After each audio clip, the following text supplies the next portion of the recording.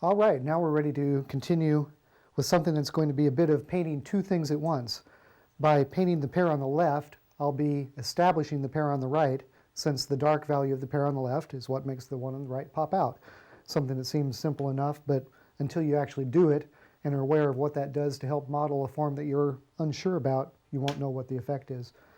I think in this case, by golly, I think I'm going to use my glasses.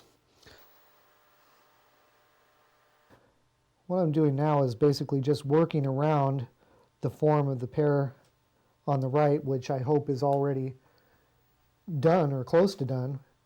And I'll go ahead and paint the other pear in water, just preparing to be able to model the form pretty much the way I've done, partly wet on wet, and then it'll be in that half wet, half dry stage, and we'll go from there.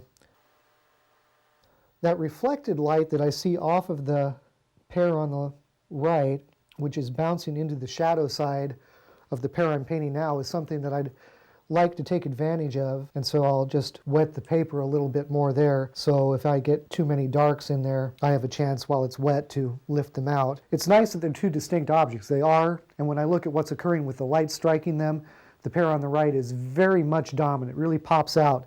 That's not necessarily good painting though, because you want the two shapes to feel, yes, they have structure, they're independent, they both turn, they're both round, but you like them to relate to each other within the painting. And so I'm going to actually just let some of this color bleed into the pear on the right, soften that edge, even though it's not really occurring, and allow those shapes to relate to each other.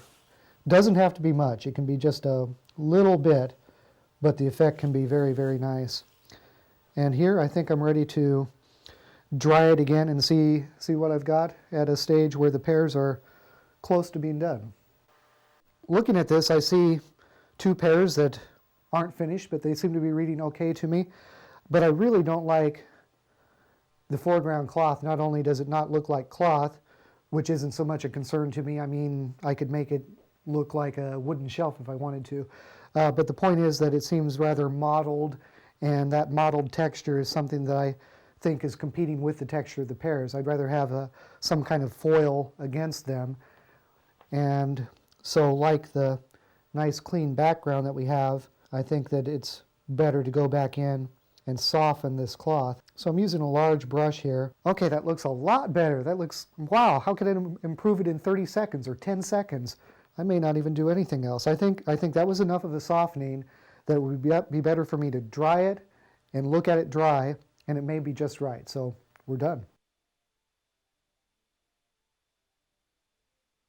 All right, as usual, when looking at a painting that's close to done, the devil's in the details. We're obviously missing the stems. I could perhaps bring a little more light across the cloth in the foreground, and then I think there's some highlights and some small touches that will help make the pears pop out a little bit more. So I'll begin, I think, by indicating the stems. And this is an area where you want to be terribly aware of what the composition can do. For instance, when I look at this, I arranged the pears so that the pear on the right has the stem curving back in towards the negative space of the painting. And even though it's a small study, that's important because it utilizes that large open area then. And I think you'll see that as I begin to block it in. Matter of fact, time for the old glasses again, because these are small touches that I'm making now. And I'll just start by using a relatively light value.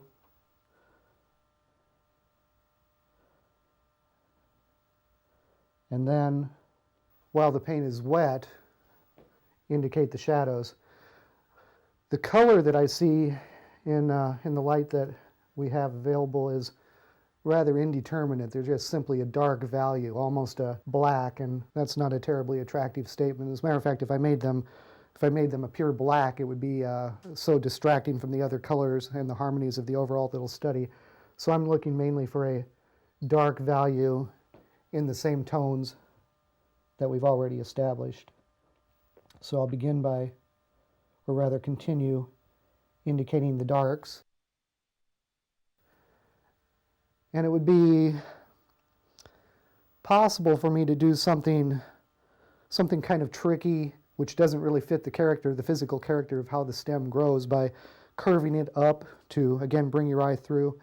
But I don't think it would feel terribly natural as far as the actual growth of the stem. And I think I'm going to just treat it fairly literally.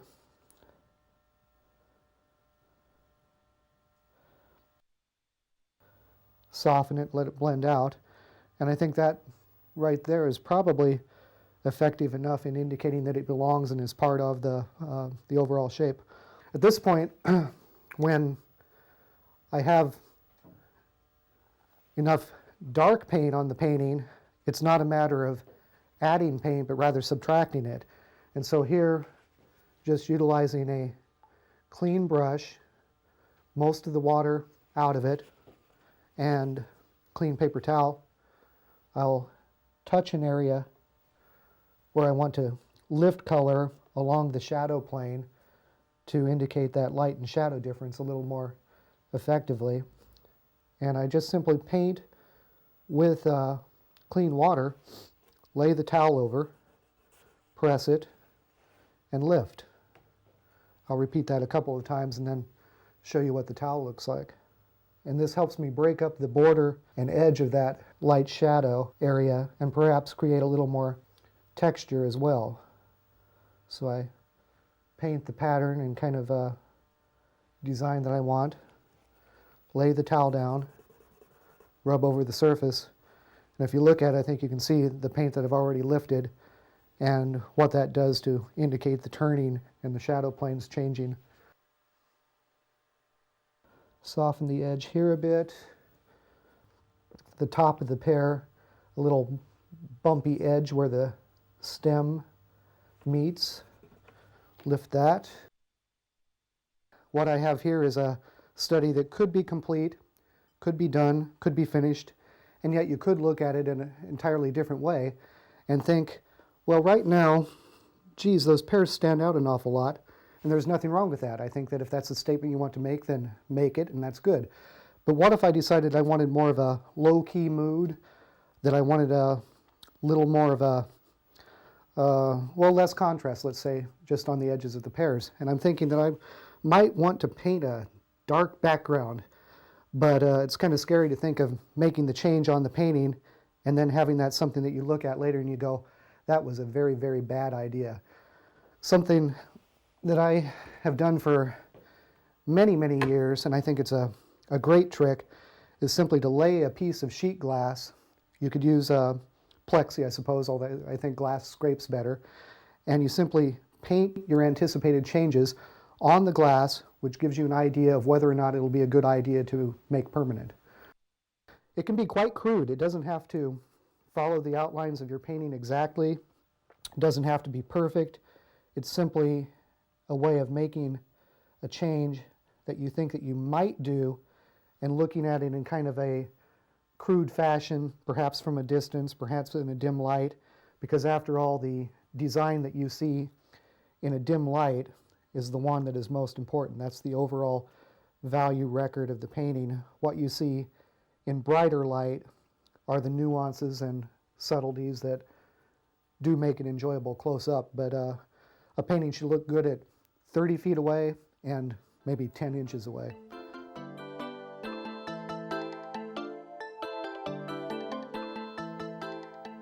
And then what I would typically do is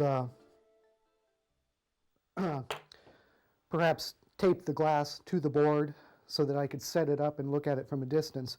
And already, when I look at this and squint my eyes, all of a sudden before I saw two dark shapes against a light shape, now I see two lighter shapes. I mean, there are darks within there. And looking at it, I think that what I had done initially, the first study, I think is more effective. I don't think that this would make any improvement, at least not that I can see right now in the painting itself. But let's look at it and see what that does. Here's the first study, and then here's, again, the change that we anticipated making. And sometimes I'll go back and forth, particularly if it's a large painting and the transitions or changes that I want to make are going to make a huge difference in the painting, I might just prop the painting up and leave it for a couple of days where I'm looking at it, and then I'll pull the glass off and look at the original composition again and see which I like. But I think that this is more effective, and I think that we're done with this study.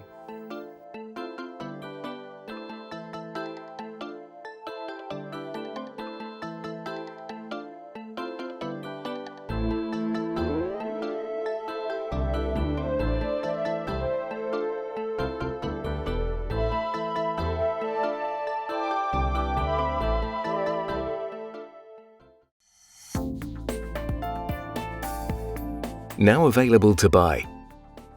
Try these techniques at home whenever you wish. The extended DVD of today's workshop is now available from the Painting and Drawing channel.